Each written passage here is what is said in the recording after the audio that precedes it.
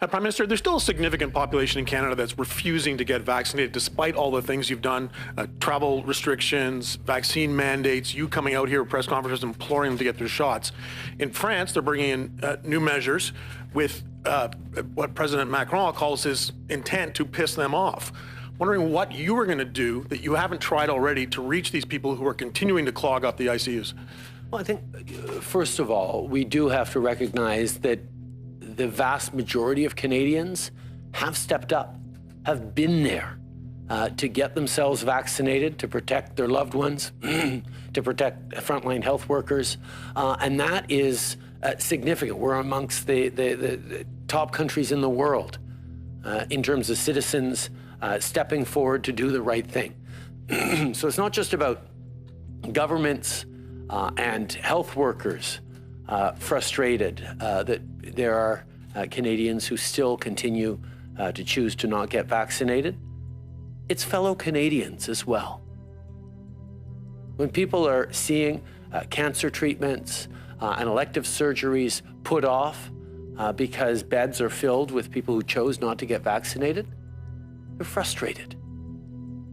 When people see that we're in lockdowns or serious public health restrictions right now because the risk posed to all of us by unvaccinated people, people get angry.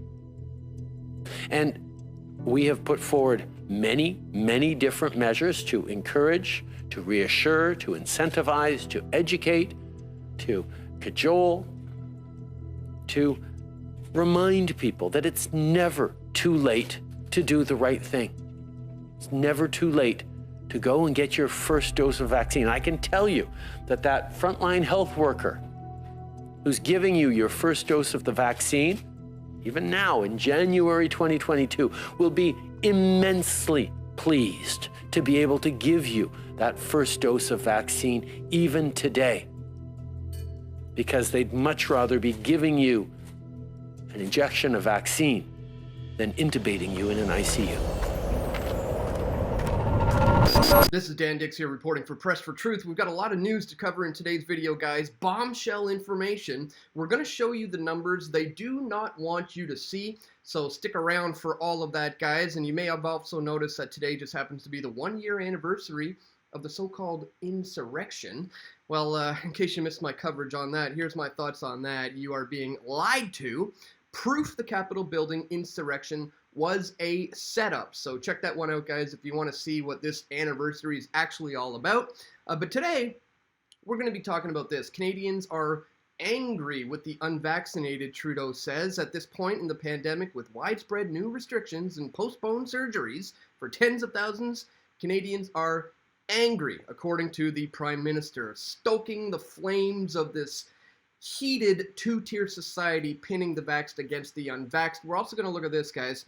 Quebec expands its vaccine passport to liquor stores and cannabis stores with third dose requirements on the way. Yes, if you want to get any alcohol or cannabis in Quebec, you have to show your Vax Pass now, and the booster may soon be mandatory.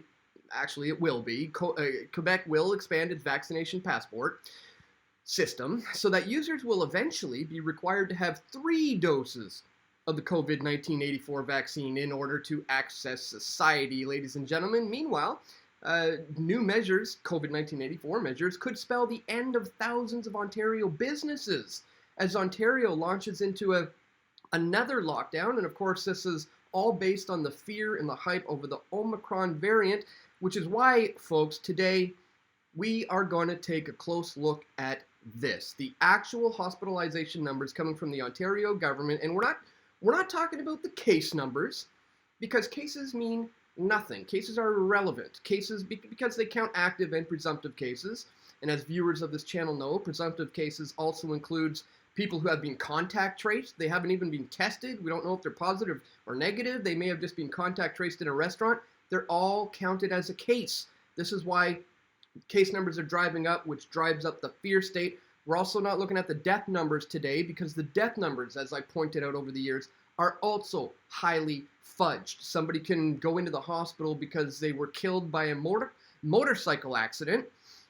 Meanwhile, because they test positive for COVID as well, they're chalked up as a COVID death.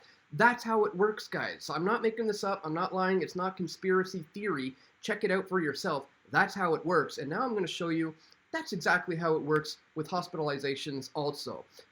But just before we do, guys, I'd ask that you check us out right here at pressfortruth.ca/donate if you appreciate my efforts to bring you all this information. Here you can do a one-time donation with PayPal.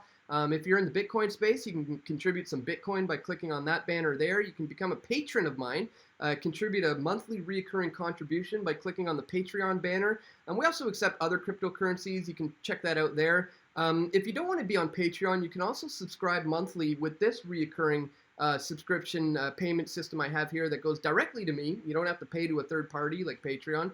You can also send an e-transfer to dan@pressfortruth.ca, or if you prefer to keep it old school, you can send cash or checks or equipment or simply just words of encouragement to my P.O. box. Links for all that are located in the description below, guys. I also want to encourage you to check out Bastyon, Bastyon.com. I'm set up here under my account, Dan Dix PFT. This is the most decentralized social media networking platforms that I've ever come across. It's an excellent hedge against censorship. If you're not aware of it, I'd strongly encourage you to check out my latest video, How to Literally Defeat Censorship in the Post-COVID 1984 World with Bastyon of Free Speech. And I will have a link to where you can join me on Bastyon right down below in the description. So be sure to check that out, guys. Once again, thank you for everybody who has contributed to my efforts over the years. I can't do this work without you. All right, let's just jump right into the big bombshell news of the day. Let's get into the hospitalization numbers.